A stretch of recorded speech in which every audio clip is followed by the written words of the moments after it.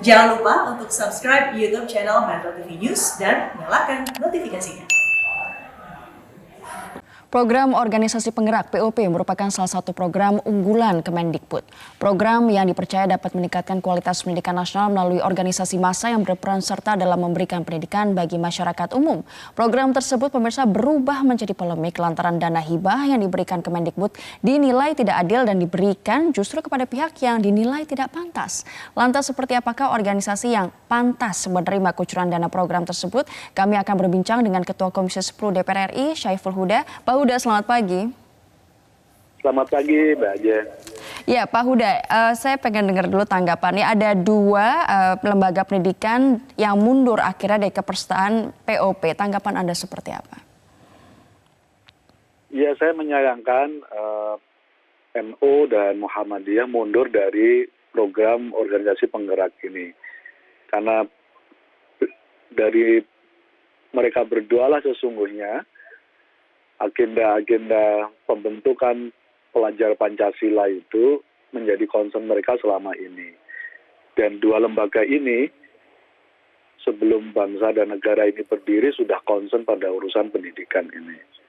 Saya sempat nanya kepada beliau-beliau berdua ini menyangkut soal kenapa mundur. Ini memang banyak beberapa hal yang perlu dijelaskan oleh Kemendikbud. Salah satunya adalah menyangkut soal kepesertaan Tanoto dan Sampurna Foundation. Nah, pada konteks ini yang saya kira juga nanti bisa dijelaskan oleh Kemendikbud menyangkut soal kepesertaan dua lembaga ini. Karena publik tahunya, termasuk Komisi 10 tahunya bahwa Tanoto dan Sampurna Foundation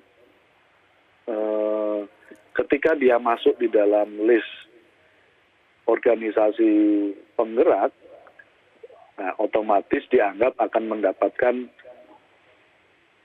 dana dari APBN. Nah, pada konteks ini memang kelihatannya NU dan Muhammadiyah agak keberatan karena lembaga selevel Tanoto dan Sampurna Foundation adalah kelembagaan filantropis yang selama ini di bawah naungan langsung dari Sampurna. Nah, pada level ini dianggap tidak sepatutnya masuk, kira-kira begitu. Itu berarti adalah alasan utama mereka mengapa kedua lembaga pendidikan ini akhirnya mundur. Kalau tanggapan sendiri dari Komisi 10, adakah kejanggalan lain yang dinilai mencurigakan sehingga harus akhirnya memanggil pihak-pihak dari Kemendikbud, terutama Mendikbud sendiri? Ya, sejak awal sebenarnya Komisi 10 menyetujui dan menganggap program organisasi penggerak ini sebagai bagian dari terobosan ketika ingin ada proses percepatan peningkatan kapasitas guru dan sekolah. Butuh praktek-praktek baik yang selama ini hanya dimiliki oleh 1-2 organisasi penggerak, ini ditularkan ke sekolah dan guru-guru sekitar lembaga itu. Prinsipnya oke, nggak ada masalah. Nah, memang sejak dari awal ketika raker, kalau nggak salah 3 kali raker, teman-teman di Komisi 10 juga sudah mengingatkan kepada Kemendikbud bahwa ini perlu semacam pengaturan teknis yang detail, karena tidak cukup ini menjadi jargon, tapi pada level pelaksanaan nanti akan melahirkan banyak masalah. Nah, pada konteks itulah yang memang sampai akhir kami tidak mendapatkan penjelasan detail dari Kemendikbud. Misalnya menyangkut soal kriteria, terus kemudian profil seperti apa sih sesungguhnya organisasi penggerak yang dikehendaki oleh Kemendikbud dan dianggap masuk pada kategori organisasi penggerak pendidikan yang bisa menularkan praktek baiknya. Nah, pada level ini memang kami belum dapat penjelasan detail dari Kemendikbud. Kemudian 4 hari yang lalu Kemendikbud sudah mengumumkan list 156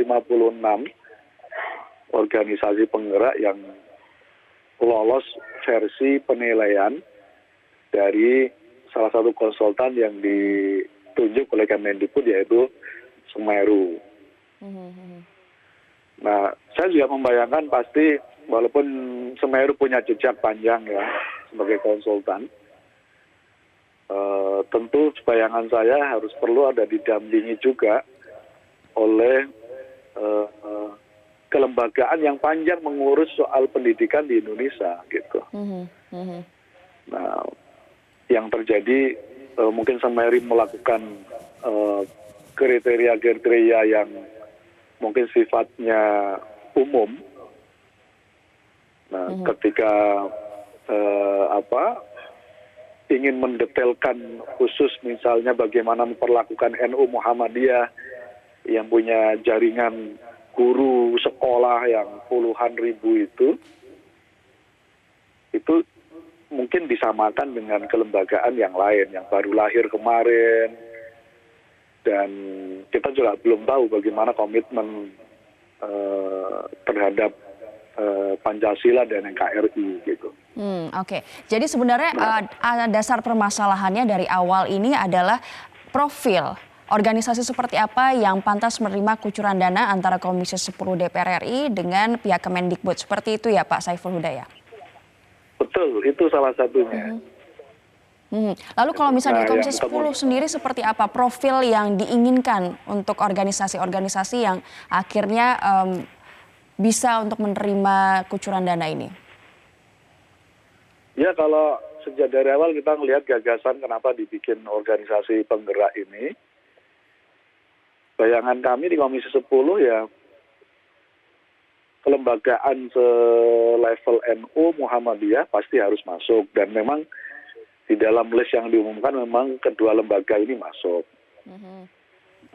Itu satu ya.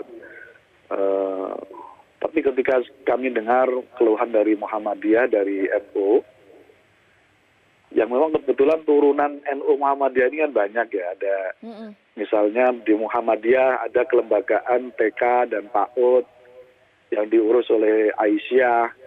Di NU ada kelembagaan TK dan PAUD yang diurus oleh Muslimat dan seterusnya. Di NU ada Pergunu dan seterusnya itu memang tidak lolos. Gitu. Nah, pada konteks-konteks begini yang bayangan saya semestinya, kelembagaan dua ini yang malah semestinya bisa diajak oleh Semeru untuk melakukan mitigasi, mapping yang lebih detail. Karena apapun gitu, kita harus mengakui bahwa NU dan Muhammadiyah sudah berkontribusi panjang melahirkan anak didik yang outputnya apapun sudah berkontribusi untuk membangun bangsa ini gitu.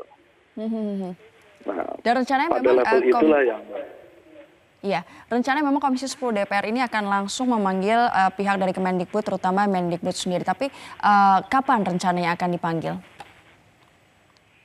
Ya kebetulan ini Mbak Ajeng, kita sedang masa reses. Nah, itu tapi dia. Alhamdulillah karena kita anggap keperluan yang mendesak. Hari ini kami rapat internal komisi. Kami sudah dapat surat persetujuan dari pimpinan DPR RI untuk menggelar rapat internal komisi. Nanti jam 2 siang, agendanya tunggal membahas terkait dengan kebijakan Kemendikbud, terkait dengan program organisasi penggerak ini. Nah, kalau nanti rapat komisi menyetujui memanggil atau mengundang Mas Nadiem, mungkin minggu depan sudah kita agendakan untuk bisa mengundang Mas Nadiem.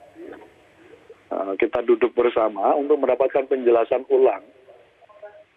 Karena skema yang kami dapat berkali-kali bahwa program organisasi penggerak ini full dibiayai oleh APBN. Nah, kemarin ada rilis dari Kemendikbud bahwa program organisasi penggerak ini ada skema lain. Jadi ada skema pembiayaan berbasis mandiri dari lembaga tertentu dan skema biaya pendamping. Nah, dua skema ini belum pernah disampaikan oleh Kemendikbud kepada Komisi 10. Nah, semoga ini bisa menjadi solusi, misalnya menyangkut soal Tanoto dan Sampurna Group, nanti secara kelembagaan melakukan pembiayaan sendiri. Jadi sebenarnya banyak hal-hal baru yang Komisi 10 juga belum pernah diskusi, tetapi itu muncul dan diketahui oleh Komisi 10 tidak langsung dari Kemendikbud sendiri, begitu ya? Betul, munculnya baru kemarin, mungkin sebagai way out ya, kami juga memahami itu. Tapi kalau ini sebagai pilihan, saya kira kita tidak masalah.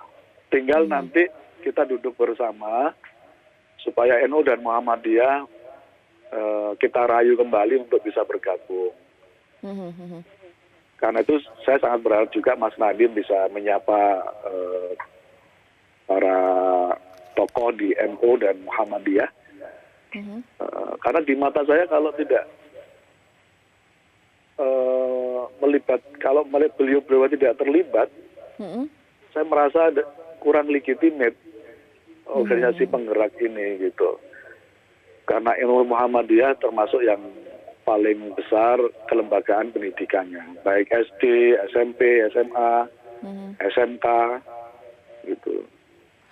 Oke, Kemendikbud punya skemanya sendiri, Komisi 10 pasti sudah punya bayangan skema yang akan ditawarkan kepada Kemendikbud dan juga bagaimana caranya merayu kembali kedua lembaga pendidikan ini. Apa yang akan dibincangkan nanti kalau misalnya minggu depan ini kejadian, Pak Huda?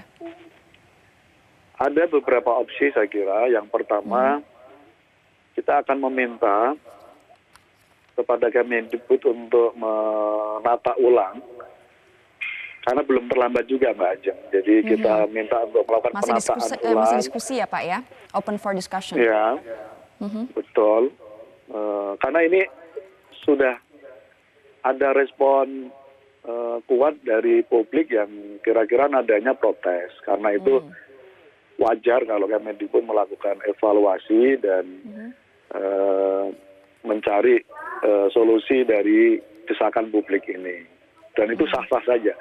Karena itu Kemendikbud tidak usah alergi untuk melakukan penataan ulang terhadap proses rekrutmen, penetapan ulang kriteria, dan seterusnya. Ini opsi yang pertama, yaitu melakukan penataan ulang. Opsi yang kedua, ya tadi itu, opsi kami tetap ingin supaya NU Muhammadiyah bisa terlibat. Poin-poin keterlibatan, keberatan dari NU dan Muhammadiyah, saya kira Kemendikbud harus berkompromi untuk mencari solusinya. Karena sekali lagi kita sedang memperbincangkan dunia pendidikan di Indonesia, dan ormas besar, ada NU, Muhammadiyah, mungkin juga Persis belum terlibat, Matlaul Anwar belum terlibat. Saya kira mereka harus dikasih box khusus gitu oleh Kemendikbud. Karena ini kita ngomongin soal Indonesia, dan ngomongin Indonesia adalah ngomongin kelembagaan keagamaan yang berkontribusi besar. Saya termasuk yang lahir dari salah satu lembaga besar itu. Oke, jadi sebenarnya secara general ide programnya sudah baik, tinggal dikasih solusinya yang semuanya akhirnya bisa berkontribusi untuk pendidikan Indonesia di masa depan. Begitu ya Pak Saiful Huda ya? Betul Mbak Ajeng, prinsipnya kami support betul ide ini. Baik, terima kasih penjelasannya di Metro Pagi Prime Time, Bapak Saiful Huda, Ketua Komisi 10 DPR RI. Selamat beraktivitas di pagi hari ini.